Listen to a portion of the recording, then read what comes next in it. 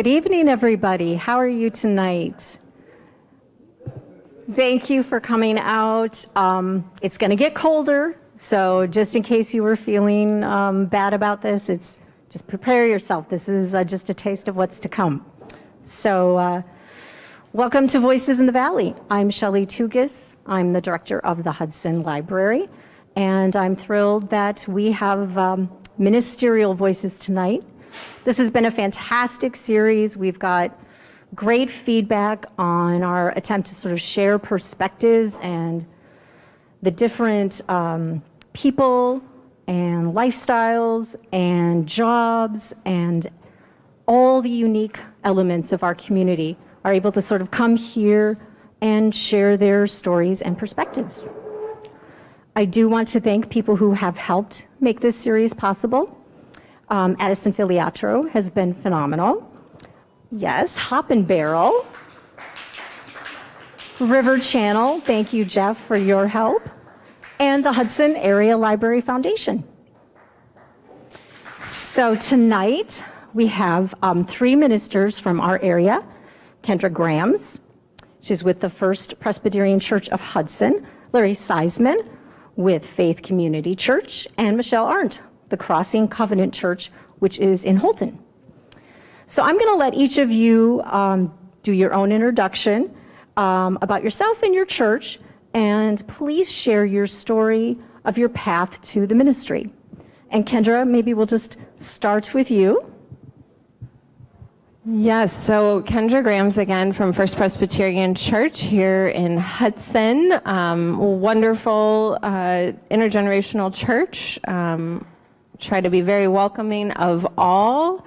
And it's good to be with you all. And thanks to the library and Hop and Barrel too, again.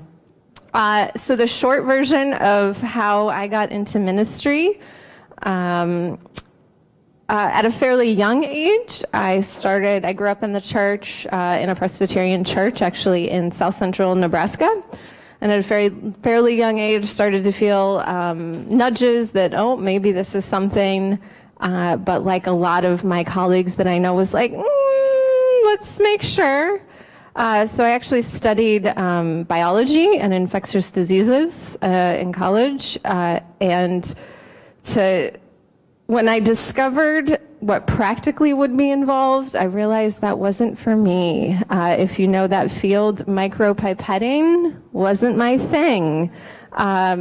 So I tell people that I remember the Howard Thurman quote, and I'm going to read it here so I get it right. Ask yourself what makes you come alive and go and do that, because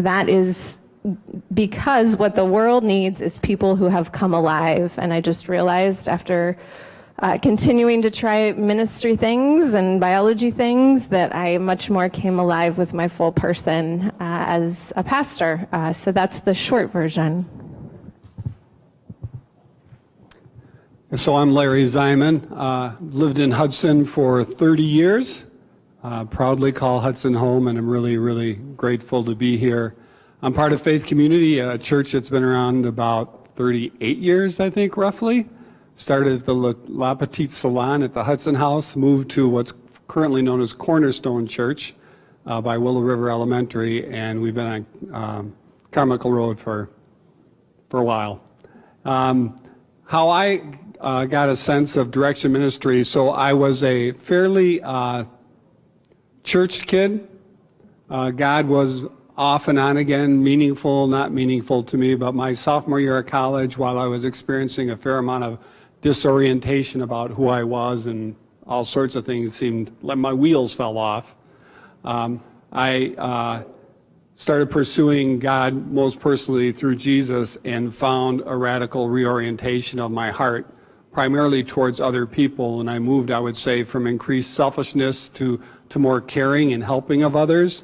And as a result, I was getting more and more on the giving end of the equation, found myself coming alive in the process and people affirming that. And as I went through college, I was hearing more and more of that.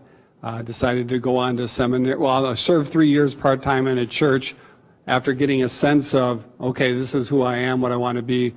Went to grad school for a few years, and I've been here for 30 years now, and really grateful. So Like Kendra, this is a very short version. Unlike Kendra, I don't know microbiology.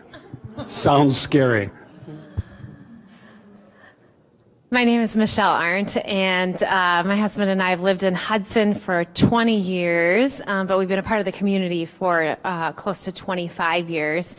So some overlap to Kendra and Larry's stories. Just, I think often for those that find themselves in ministry or in pastoring, there's generally something at a young age that at least sparks, and then you kind of put it away and go, I don't know what that was. But I would say that, from the time I was young, I really wanted to figure God out. And like Larry, I had fits and starts, and I joke about, all my summers at summer camp and youth retreats growing up, and, I'm trying to figure out what it meant to give my life to Jesus. And I don't think I really actually figured that out until, probably my early 20s, and right after my husband and I got married, some pretty big stuff went down that first year in our marriage that confronted a lot of my inner understanding of who I thought I was and who I thought Jesus was, and I had to answer the question in a better and deeper way than just, I'm a sinner and I can go to heaven if I say yes to Jesus. It confronted a lot of my fears and my pride, and it reoriented, I like that word, my insides towards a life that was more about Jesus than myself. Larry's had a big role in that because we were a part of Faith Community Church for a very, very long time. During that time, served in a lot of different capacities with youth, worship ministry, and women's ministry. Also in 2009, I left my corporate job. I actually went to school for broadcast journalism. So I interned at KSTP in the Twin Cities. I have demo tapes that are absolutely no good because there's not even a high A player to play them on anymore.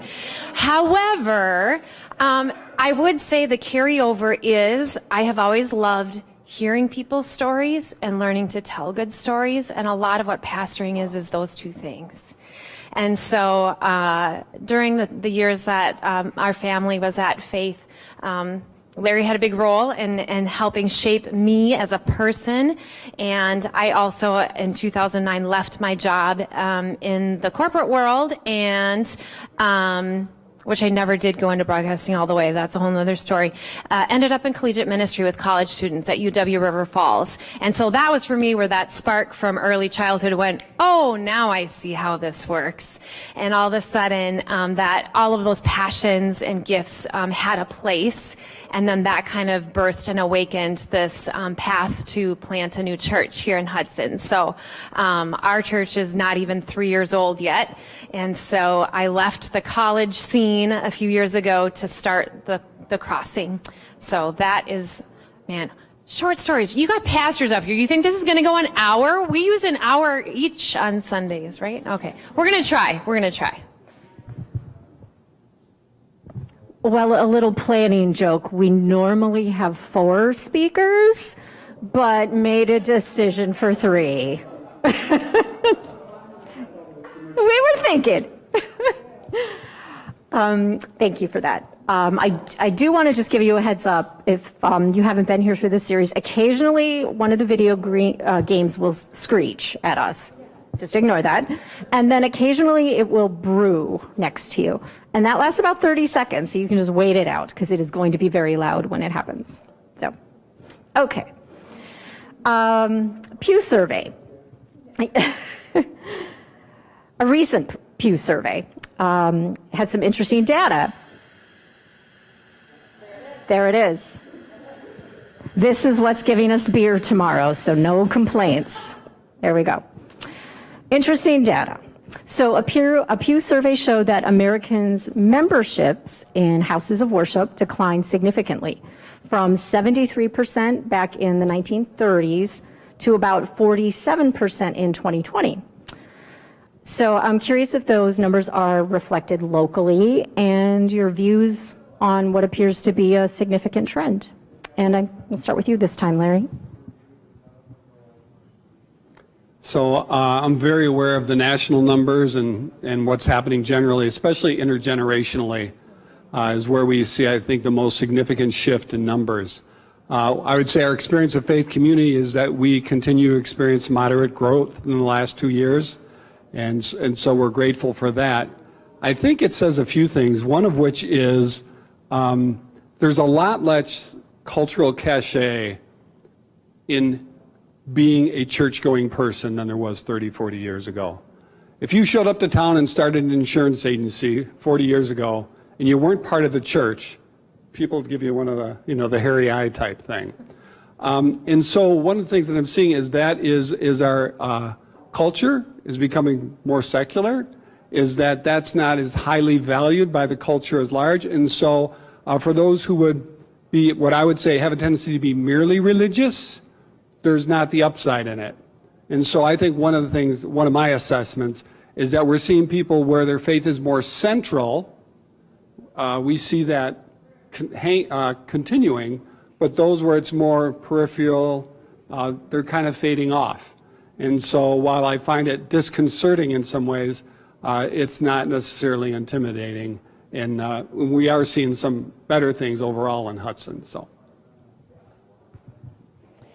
Yeah, I think just to tug on the thread that Larry already offered, I think that we are in a different age of the world in the church, and I think even to speak more specifically to Western Christianity, I think that the book that came to mind, so there's a pastor over in the cities who I really enjoy and have followed for a long time. His name is Greg Boyd, and he wrote a book years ago that really rattled people's bones called The Myth of a Christian Nation. And basically what he was beginning to do was to say, for a long time we've assumed that to be American is to be Christian is to be American, and the two are the same thing. And I think in the last 40 years, kind of what Larry was laying out is we're seeing that those two things are two very different things, and where people are trying to keep them together, that's where there's an incredible amount of conflict and confusion, because to say, I think to be an American carries one set of allegiances and freedoms, and the way Jesus talks about allegiance and freedom is completely the opposite of how our nation talks about it. So gone are the days of American Christendom when everybody down the street goes to church like a good little Christian. I think there's been a little bit more of a parsing so that to be Christian in name just doesn't work anymore. And so those that are still trying to hold on to that, I think that's where we're seeing a lot of this confusing messaging, where it's like, well, wait, that person says it's this and this and this and this. And so I think there's a sifting that's happened. Those that are finding their ways to churches today, I think, are there because they're asking deeper questions, and they don't want to marry their faith to their citizenship. And so I think that that's a good way to start making sense of what we see happening in the church. So I'm actually maybe a little encouraged that we're seeing some people fall out the doors of the church, in the sense that it forces us to say, are we following Jesus or are we following the country? Like, those are not the same thing. Yeah, so I'm relatively new to the community. Been here a little over 3.5 years now, so it's a little harder for me to say if that's a trend that's been reflected locally, but like Larry, certainly know about national trends. And just building off a little bit of this thread too, of people really wanting to be there who are there. As a parent of young children and a relatively younger person in the church, relatively younger, yes, I didn't throw you totally under the bus over there. One thing, like, people ask me, like, why, because I have many people my age who are like, why? They just do not get it. And for me, what is so central about it is seeking a community that makes me better and builds relationships that will help see me through. I mean, I saw that growing up in a church community that was very devoted to welcome and nurture and intergenerational connection. And that is something I deeply want for my children and for all people, because I think if we're following this ethic of love that is central to what Jesus teaches, that embodies community in a way that we all need it. Community that challenges us to be our best selves, the goodness in which we were created, and also carries us when it gets really hard, right? Because we know there's always these times where we face challenge, whatever it is. We're all continuing to undergo trauma via pandemic, right? So it's just been really encouraging, even for me, to see my own community, First Presbyterian, hang in there, right? We're like a little bit in person and a lot on Zoom, and then sometimes more in person and a little bit on Zoom. But people have hung with us, and I think that goes to the people who are there, want to be there and want to grow together, and that's and want to share God's love. So I find that encouraging, even though statistics are what they are. They'll always be what they are, but I think God calls us to something deeper. So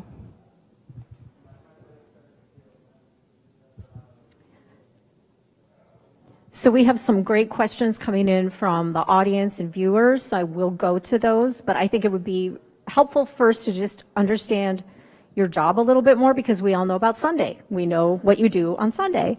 And I have the pleasure of serving on a board with Larry, so I know you do something else too.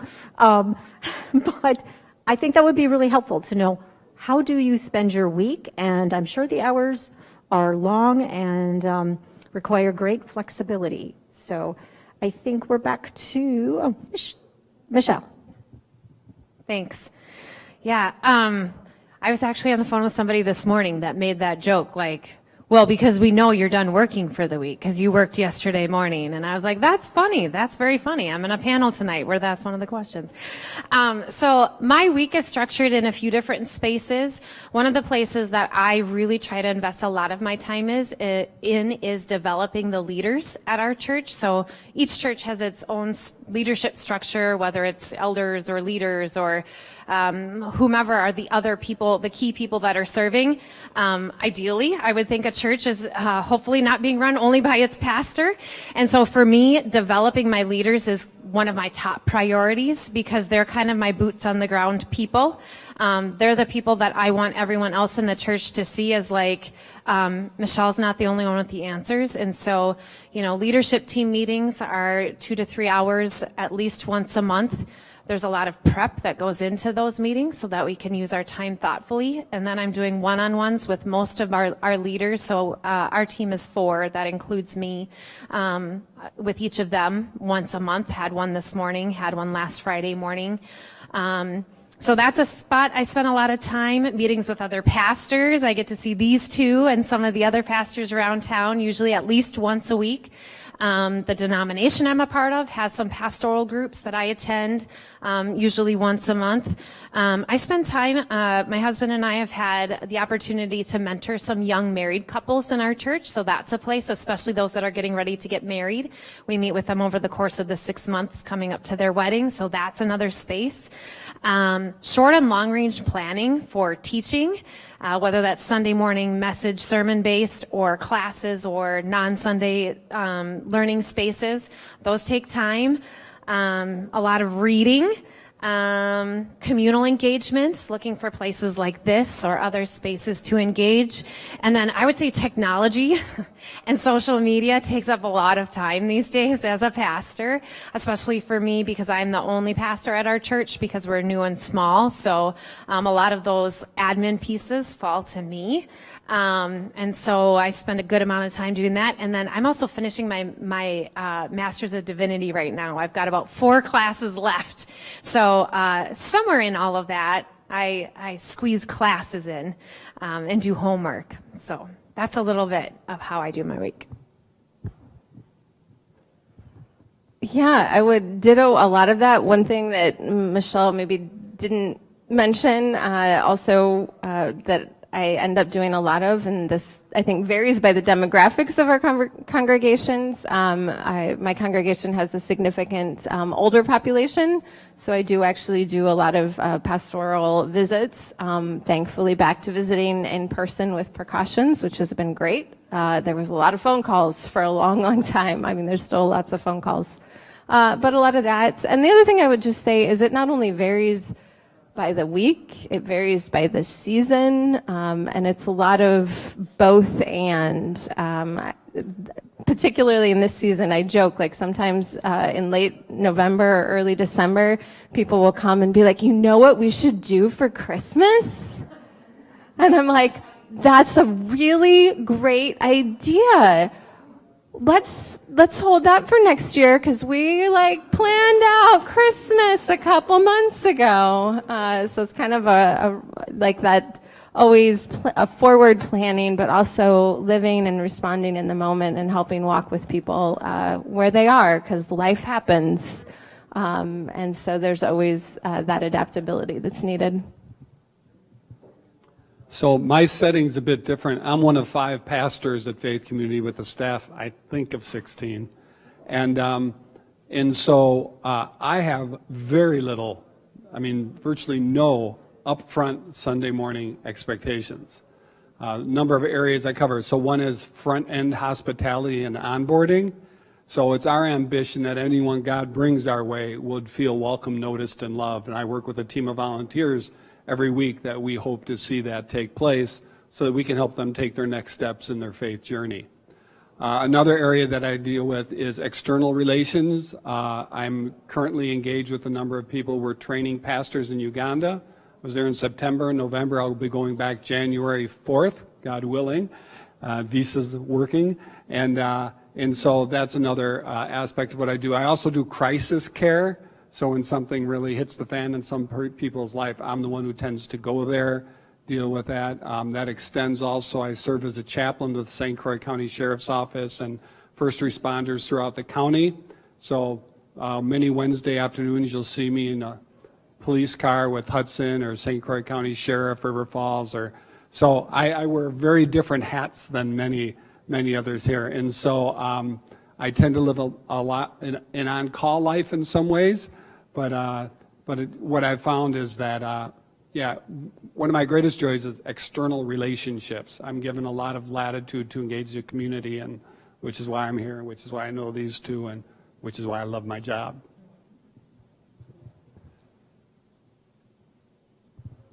Thank you. I'm going to go to this question first, and it's sort of a two-part question, so I'm going to focus on the COVID part for now. Tell us a little bit about the impact of COVID on your congregations and the way you work and engage.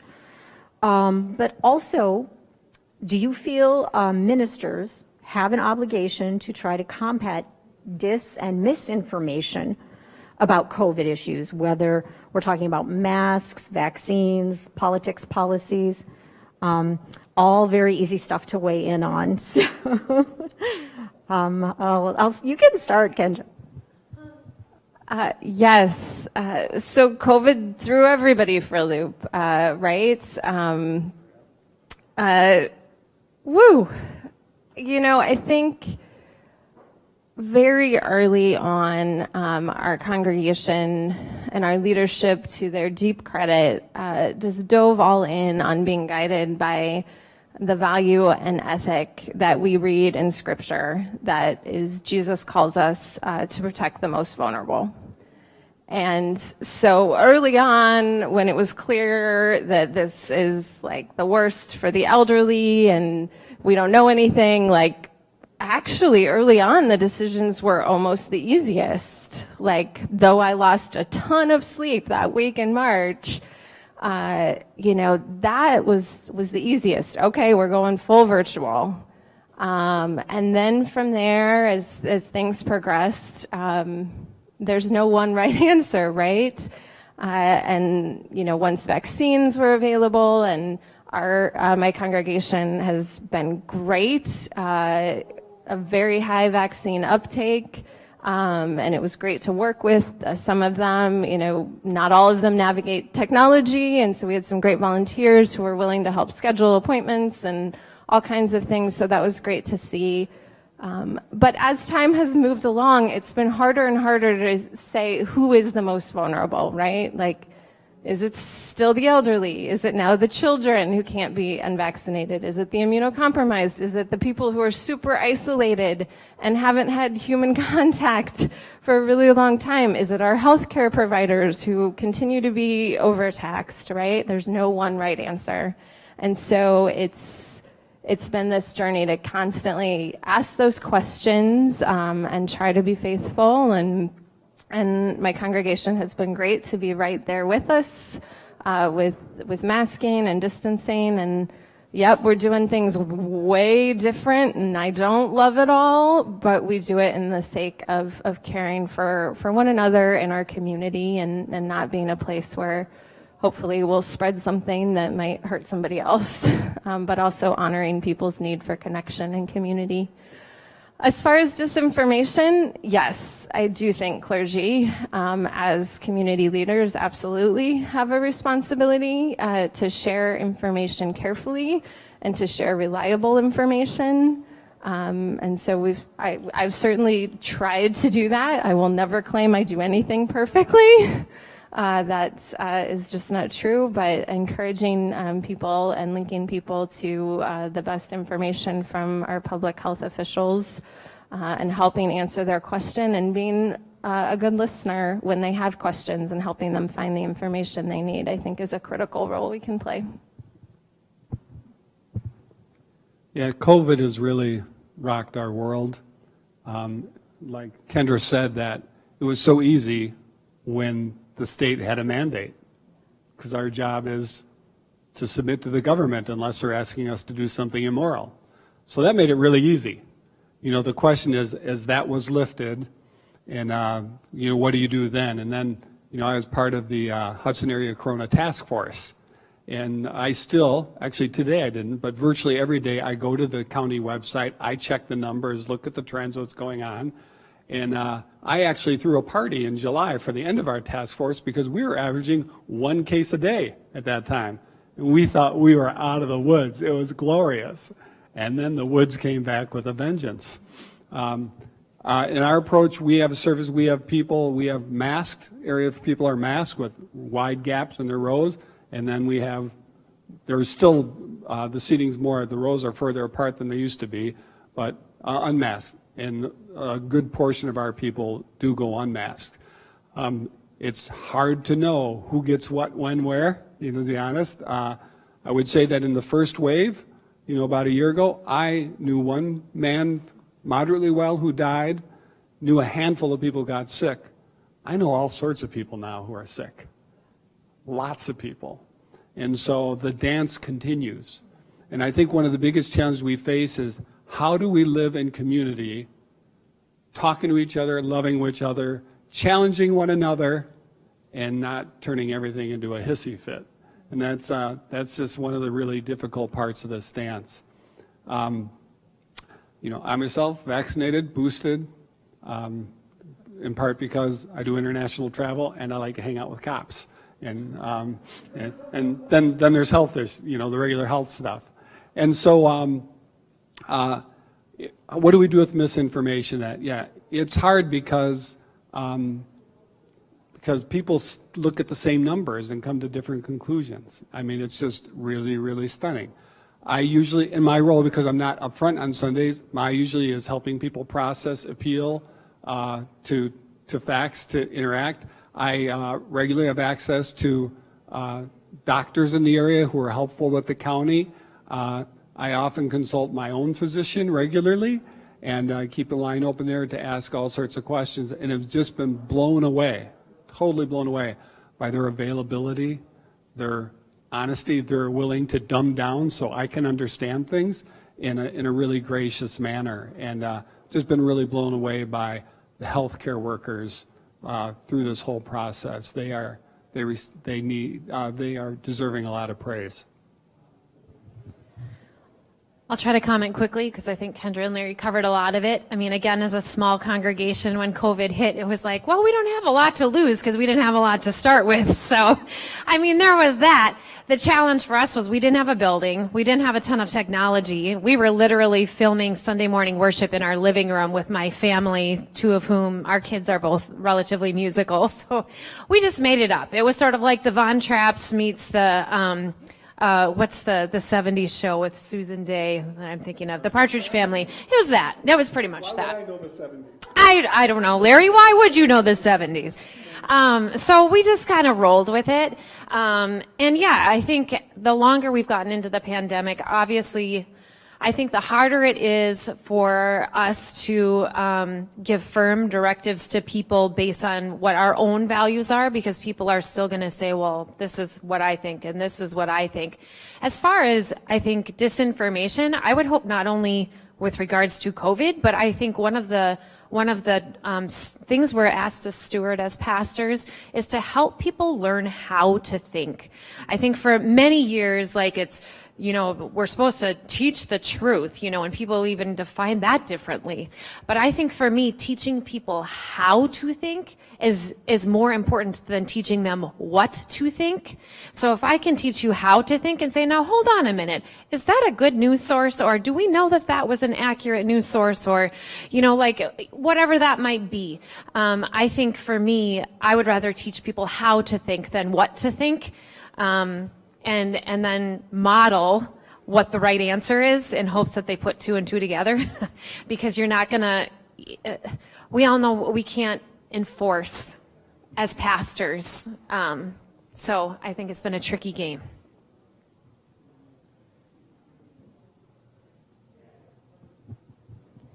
Okay, I'm going to try to tie a couple of things together here. We've had a lot of public conversation, dialogue in our community about differences and tolerance and inclusivity. So the question is, would you support an ecumenical letter to the city and county in favor of inclusivity and tolerance of all people? And let's tie into that dealing with phobia that you see in your church, whether we're talking about racism or transphobia, gay phobia, just general intolerance, and how you handle that when you interact with people and from the pulpit. And Larry, I think you get to go first on this one. I was hoping I was fifth in this one. I need to read. So the first question is, would it support an ecumenical? Yeah. So the first question I'd have is, what do you mean by ecumenical? So we are part of an organization called HAMA, the Hudson Area Ministerial Association, which affirms our unity in Christ, that we're a collegial and collaborative working, seeking the welfare of the St. Croix Valley. Okay, so that's what HAMA is about. And so we have done letters with HAMA, and they've been received mixed by the public and by churches. And I would suspect if we did that again, it would be the same experience. One of the things that characterizes our tribe is that we work pretty hard on not seeking to bind the conscience of other people. And so we tend to be slow to make, for lack of a better term, decrees, except for those things which we believe that we would all tend to believe. I believe in one God, the Father, Almighty, maker of heaven and earth, and Jesus Christ, you know, that type of thing. We find that there are things that we would die for. They're small. Things that we would defend, right? They're more. And then there are things we would discuss, which is a lot broader, you know, sort of categories. Part of the challenge in these types of challenges in a world that we live in today, we can use the same words, and a number of people think of them very differently. You know, inclusivity. All right, what does that mean? I can tell you that as a follower of Jesus, God commands me to treat every breathing human being with dignity because they're an image bearer. As they bear the image of God, whether they share the same orientation as me or not, doesn't matter. As an image bearer, they are given that right because they've been endowed by God as an image bearer. And so, and you can go on and on about almost every word that was in that question. And so the tendency to make broad declarations tend not to be helpful and they can often further create the tribalism that's so much of a challenge of where we live right now. And so, so I would be personally hesitant. I would, in smaller settings, be all about a discussion. But as far as decrees, my take is that the decrees that tend to be going out these days tend not to bind hearts together. And that tends to be where I want to fight that fight. I want to speak the truth in love, as the Apostle Paul says. And there's a tendency for some to be truth, truth, truth, and all love, love, love. And the call for the follower of Jesus is balancing both. Some days I actually kind of come close. Some days I fail miserably. So. Yeah, I would start with something Larry laid out, which is just that terms, again, get ambiguous. And so we would, if we all took a vocabulary test here tonight and we put terms like truth and inclusivity and all these things, I bet our definitions would have quite a bit of variety. So that's part of what makes this challenging. But I think to underscore what Larry said, if the question is, are we to welcome one another as we want to be welcomed? That just should not be a hard question. That just should not be a hard question, but unfortunately it is because of phobia and fear. And I think where I thought about this, you had a question you had sent us before we got here tonight, Shelley, that kind of fell in this same area. I think that for a long time, for whatever reason, those of the Christian faith have tended to view other people groups as groups to be conquered and converted. I mean, like, just do a little church history. I'm taking church history 3 in spring just to round it out and make sure I hit it all. But I think when we look at our history and we get honest about it, Christianity, all of the denominations, so like we're not going to throw anyone under the bus. Everyone has had a turn being the bully on the playground throughout church history, okay? So it wasn't that group and that group and that group. But there tends to be, I think, this mindset for Christians that other people groups are like, oh, they're not Christians. We got to get them and fix them and convert them. Instead of saying, you and I have the same breath in our lungs, therefore, what can I listen and learn from you?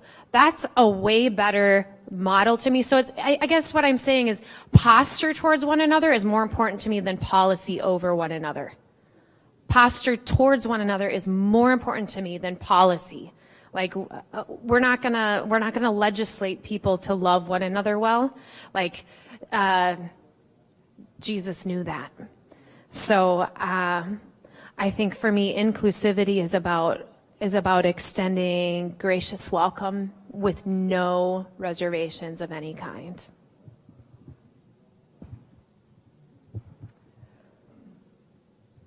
Yeah. So I think, as Larry and Michelle shared, you see, we all talk about these things very differently. And so anytime we get into ecumenical statements, there's a reason there's a whole bunch of Christian denominations in the world, right? Because we all talk about these, and we've all gotten mad at each other at some point and said, I can't be on board with that or this or that or that. So I think locally we try to find the common ground where we can and know that there are differences.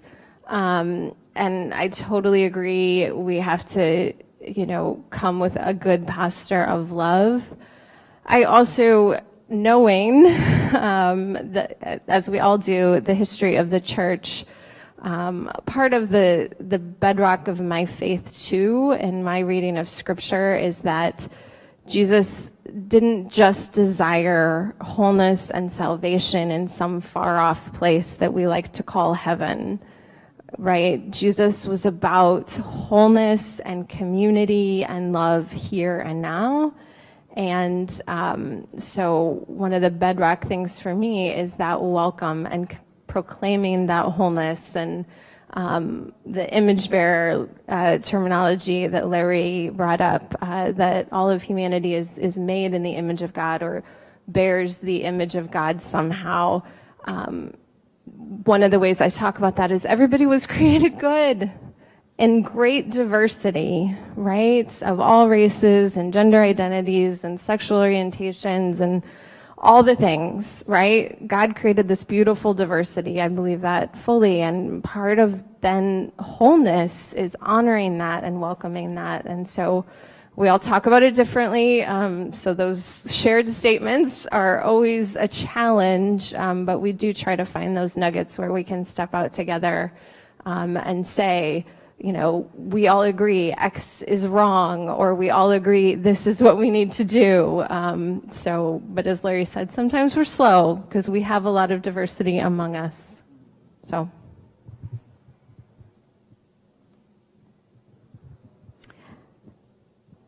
So I'm turning on the blender and trying to combine some of these topics and issues. And I'd found this really great column from an Australian pastor who was visiting the U.S. and was watching our news shows. And I sent out like a 400-word quote from that column, and we had some discussion. And I'm just going to get to the heart of it because I think we agreed this was the core part.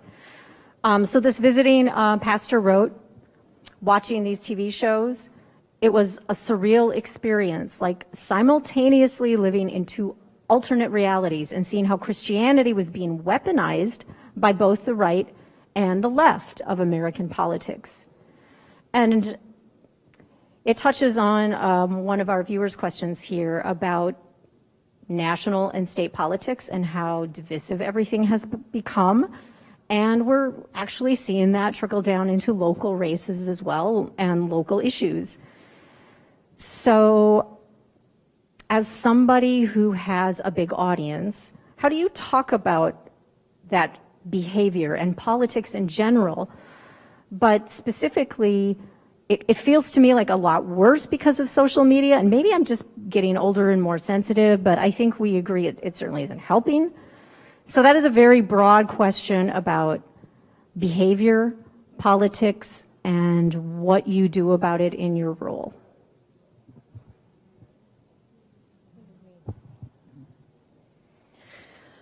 Larry was going to pass the buck anyways. Like, I got the hard one last time. Make her try it. Okay. So I think for me, one of the learning curves of stepping from college ministry into the adult sector is, well, first of all, being on a public campus, you've got a lot more range to have conversation. It's interesting to me that in the church, we suddenly have a whole segment of things we're not supposed to talk about. Since when have secrets in the church ever been a good idea? Anyway, I would say this, Jesus, when I think of Jesus, how he handled tough issues in his day, he was political. He was political, but he was not partisan. And I think that's the part that we have to continue to cling to. So Jesus had liberal and conservative political parties in his day. He had Sadducees, Pharisees, and everything in between. And he didn't try to step inside one of the political parties to try to, get his message across. He tried to offer an alternate to. And so I think for me, I really have tried to say all of life is a politic. The word politic means a way of life. And so we can't ignore politics in the church because we are in the business of talking about a way of life. So I think the way to go about it is to kind of think how Jesus cast an imagination for a different ethic. So I think of, like, in Matthew's gospel, Jesus' first public sermon, the Sermon on the Mount, he was very clearly saying, I'm introducing a new power system and a new kingdom and a new way of viewing power and being. And so I think that is what I see my role as, is to say, we can't ignore the issues, we can't hide them under the bed, but we're not going to talk about them in political parties because those are just far too narrow for Jesus. They're never going to work for us. And he invited us to a much broader lens through which to see the politic, the way of life. So, I don't want to go off on the actual specific issues because there are many of them, but again, how we're talking is more important. Yeah, and I would totally agree with Michelle in that Jesus was absolutely about shaping community and changing power structures. He was executed because he was doing that. He was saying we need to change things around here, and people did not like it. So I remind people of that, and there's many examples. The other thing I would just say to build on what Michelle said is one of the things I talk about with my people is, faith. Our faith should guide all of what we do, including how we're active in the community. That doesn't mean we're imposing our faith on other people, but when we are interacting in the community, when we're interacting with elected officials, when we're considering who we think our elected officials should be, we should bring the lens of when I vote, I'm thinking, well, which one of these candidates is most seeking what I read Jesus to want us to seek, which is wholeness and community and enough for everybody, right? So not imposing my views on others, but encouraging everyone to bring the values that they learn from their faith into how they are interacting in the public sphere.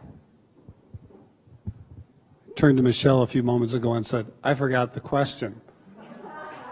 That's because, as my wife won't attest, I was listening so well to you, I forgot. Yeah. Do you need to repeat? Yeah. Can you remind me? How do you talk about politics? Okay. Oh, no, yeah, no. I don't remember, so I'll pass it on here. No, one of the big things that both have alluded to is we try to create God in our image, rather than respond to trying to reflect the image of God. And Jesus had enough room that in his followers, his immediate followers, he had a tax collector who was a Roman occupying force employee, and a zealot whose job was to take out Roman employed, type workers. And the gospel was big enough to both include and change both of those postures, right? And what we see in Christ is one who says, whosoever will may come. He is not a distant, hands-off, push you out of the way type of deity. And he goes to the cross, he humbles himself to the point of death for anyone who'd respond to the gracious free gift that he offers. So how does that relate to politics? It means that we should be willing to listen and learn from anybody. Apostle Paul says we see through a glass dimly, right? That we do not see things as we should be, and as clearly as we ought or could, never, ever. And so a posture of humility is really, really core in that.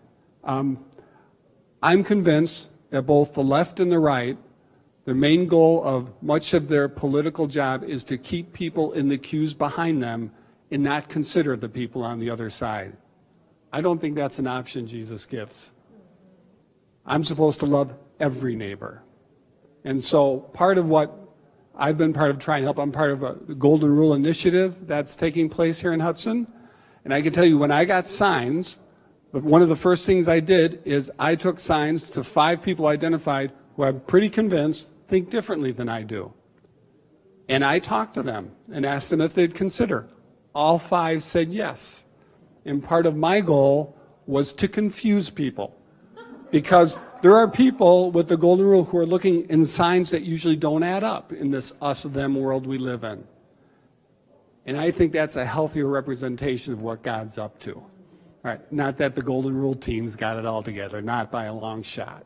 But what we're trying to say is that this tribalism, if it doesn't stop, we're toast. We're toast.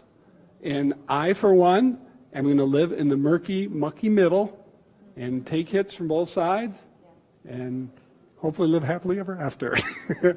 Oh, that's it, right?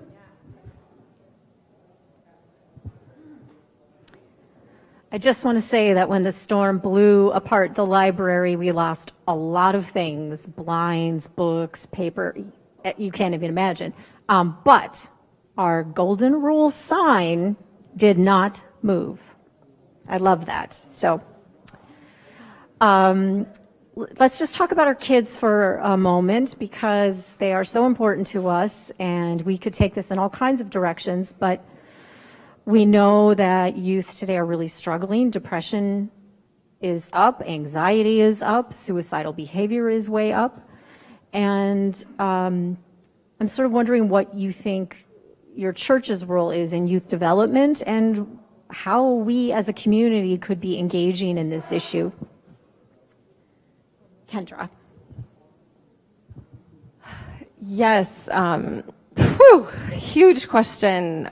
Absolutely huge and so important. You know, I would say this, actually, this is what I was just preaching on yesterday. Yes, yesterday was Sunday. Woo, time warps.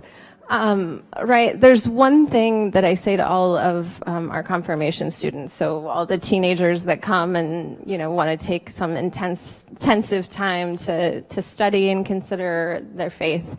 If they remember nothing else, literally nothing else from that entire experience, I tell them I want them to remember that they are beloved. They are beloved. Right? This goes back to, you know, what I was saying earlier, that every person has value just by, that's how God made us, right? It's not dependent on what we do or don't do. Every person is beloved. And so instilling that worth, I think, is a really important role that churches have, to just say it again and again and again and again and again.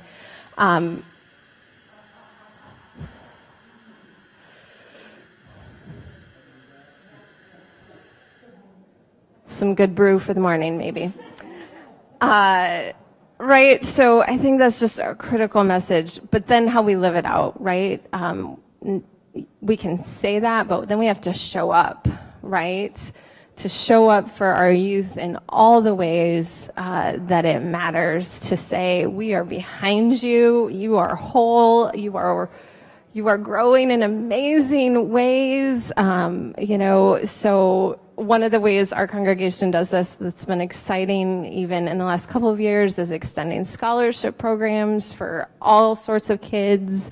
I know there's a vibrant scholarship program throughout the community. I think that's great. The school district is trying to ramp up some mental health supports. I think that's an awesome thing where we as churches could definitely continue to partner and make sure those resources are available.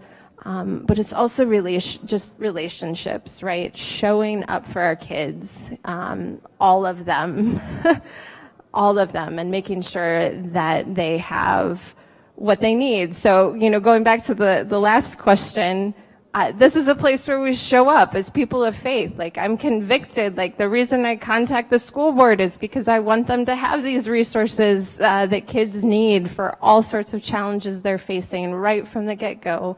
Right? Like, we need to do that as people of faith and as churches together.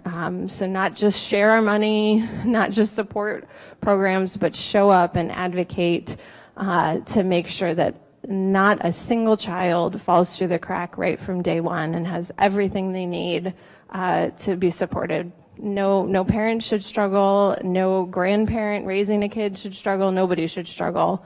That, I hope, is something we could all definitely agree on. This is probably the question I feel most inadequate for right now. First of all, my baby is 31 years old. And so I don't live in this world actively, but I would say that some of the things that I'm aware of in my world with first responders is how challenging life is in mental health areas, and who law enforcement is dealing with, who the EMTs and paramedics are engaging with, how challenging that is. I'm aware that at United Hospital, they've cleared a floor and just made it youth mental health, that the need is that great. And And I'm aware of some of this in my life. I've had both a nephew and a brother take their own life and been exposed to a number of suicides through my role as a chaplain, and I have hands-on, eyes-on understanding, not fully at all, but about how broken this world is, right? And we both share, and what we want to do is decelerate the brokenness. And a lot of what's going on is acceleration these days. And again, that's primarily, I think a lot of it's relational in its orientation. It's relationships. And so taking relationships seriously, humbly learning to listen.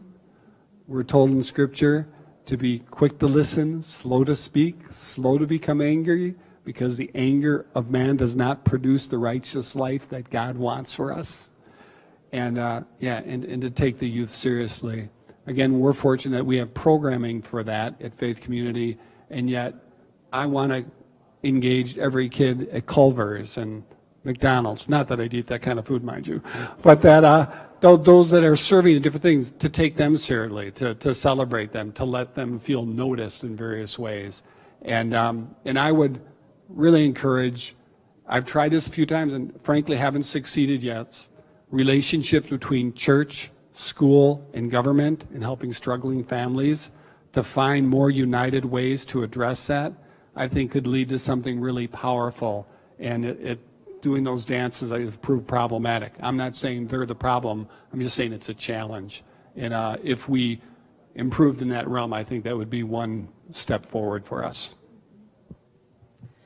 So I can speak to this from two angles. One is that we have a daughter who's graduating from the Hudson High School this year, and she did experience some significant mental health struggles the last few years that required her being out of our home for treatment for months at a time.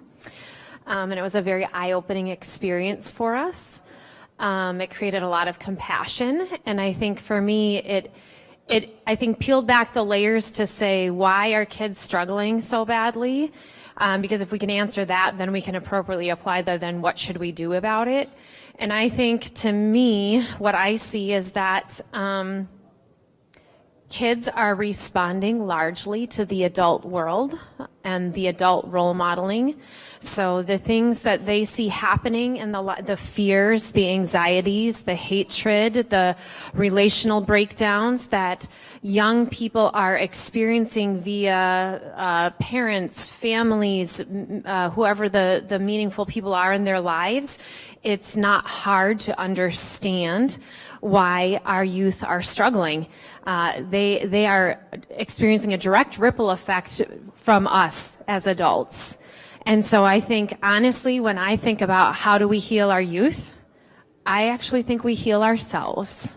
And I think that's a huge part of it. I think a lot of the hate and vitriol and shaking and quaking we're seeing in the world and right here on our streets of Hudson is because people are the conglomerate of the sum total of their lives, their stories, their experiences from the time they were children. And I don't think most people are super aware of what's simmering beneath the surface of their souls most days. And so it's not hard for me to understand why people are reacting so horribly to one another all day long, and then our kids watch this and go, and where's the safety? And so I think that if we really want to tend our youth, I think we would do well to begin getting underneath the layers of our own stuff and showing them what health mentally, spiritually, physically looks like. And then we can start walking them through what that looks like. My only other thought, I did serve on our mental health council here in the community for the last couple of years. I stepped down this year as I'm hitting the gas pedal to the end of seminary. And again, very eye-opening work. Again, as a parent, I think the amount of pressure that is put on kids to perform at levels that are subhuman, that is a whole nother conversation that you could have me here for an hour on. Whether it's academically, athletically, the rigors of what we call normal for teens and kids, I can't even fathom that that's what we call normal. We have literally stripped Okay, no, we're not even talking about human beings anymore. We've created machines. They are human doings, and these kids are doing something all hours of the day. And if they're not doing multiple things and doing them well, academically, athletically, musically, I mean, they got to be the best at everything. And they all know it. They all know it. And if you're not the best at everything, welcome to the Shark Tank, known as adolescence in a wealthy white suburban community. And they feel that. They feel that. I think we need to dismantle some of those pressure cookers that are being placed on our kids and remind them to just be human beings and stop trying to conquer the world by what they can do.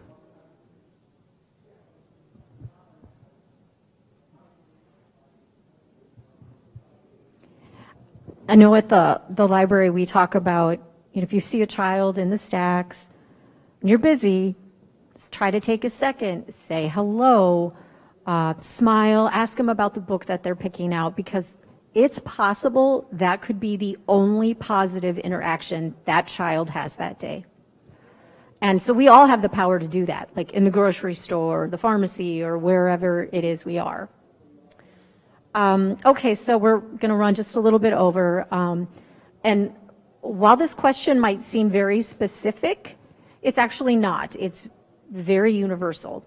And it is somebody who has a friend who is dying of cancer. It's not going to make it very long.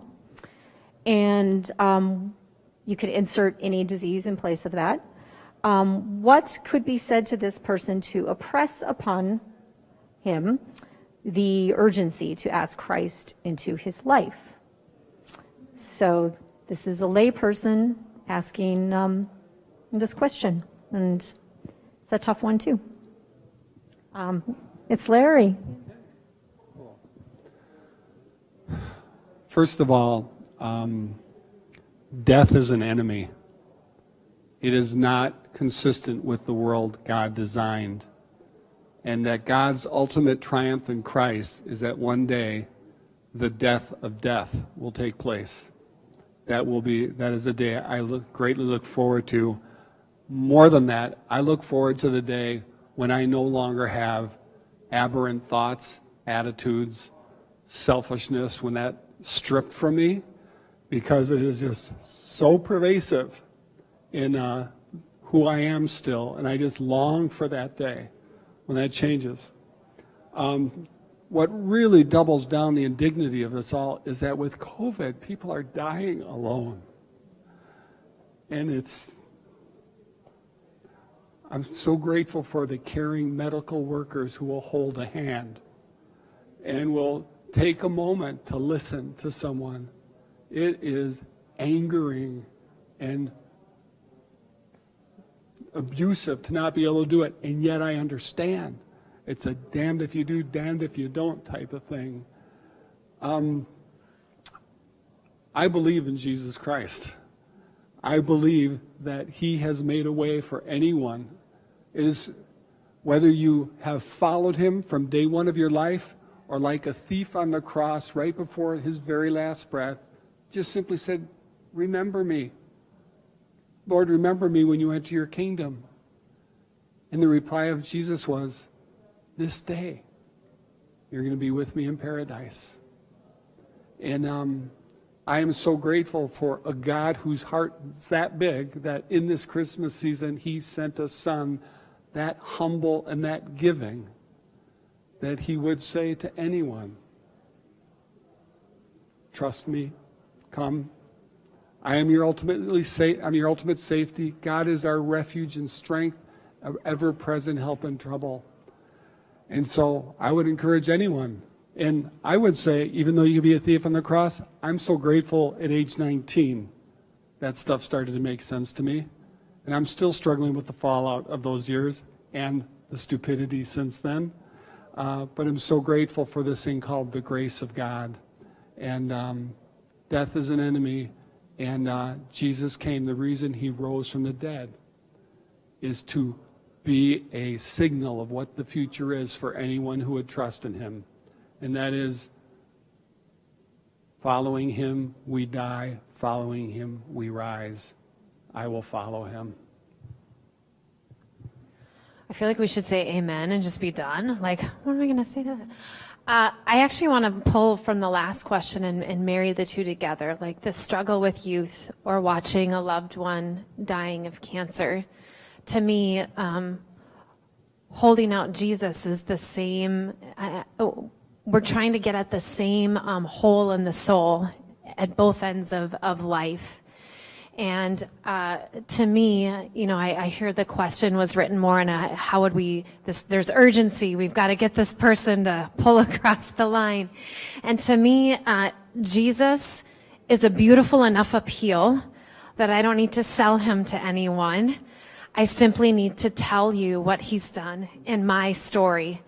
I simply need to share of where death came knocking on my door at different points in my life and why I chose Jesus.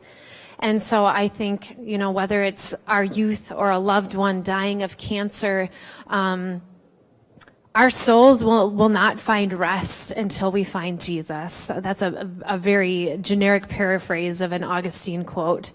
And so I think for me, my hope is to paint Jesus in such a beautiful way that it would be really hard to say no to him. And we do want to return to the eternal good that we were created for. Like, this isn't a gimmick. Jesus isn't a gimmick. Like, we're not trying to get more Christians. We're trying to satisfy souls with the only thing we believe works. And for me and for my friends here, we would say that's Jesus. And so to me, that appeal sounds different than hurry up, I need you to pray before you take your last breath. I'd also add, whoever asked that question, I'd be happy to chat afterwards. Yeah, and I guess my pastor's heart just clicks in, you know, all these situations. And the one thing above all that feels important for me to affirm is that I think God's love is always bigger than we can imagine. And it's certainly part of my faith that leaning into Jesus as God's love embodied on earth helps me trust in the big story of God creating in goodness and constantly seeking out people in goodness and calling us back to love. And that Larry mentioned that God is our refuge.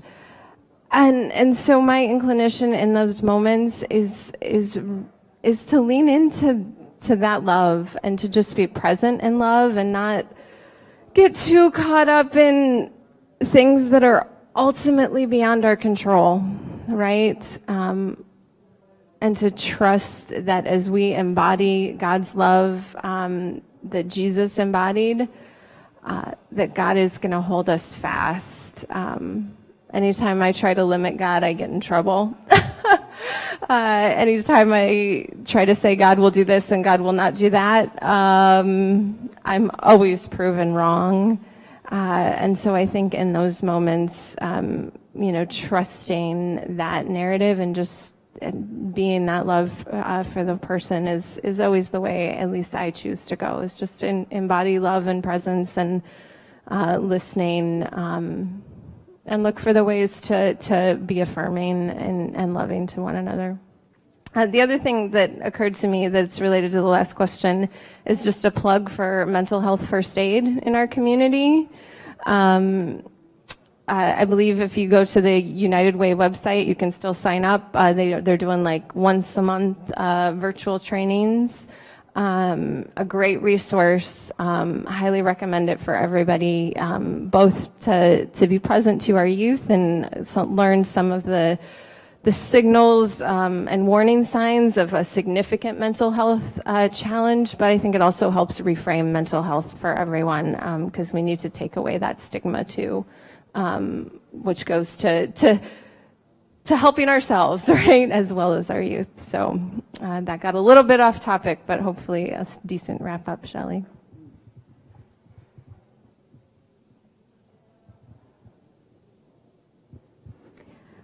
Well, these last words were all so beautiful. I'm feeling a little speechless, which you all know is kind of a miracle. So I'm just really grateful. You know, when I reached out to you and said, will you come talk about church and Jesus and God at a bar? You were like, yeah, sure, we'll be there. And thank you very much. This has been a really thrilling aspect of this series. I've just heard so much authentic and such a beautiful dialogue tonight. I really am genuinely grateful and thrilled that you did this. It will be kept on Facebook. The River Channel keeps it on their page. You can get to it from our page. And so please let people know about it. I think it would be a great thing to get terrible weather tonight, but people at home will watch. So please give them a big round of applause.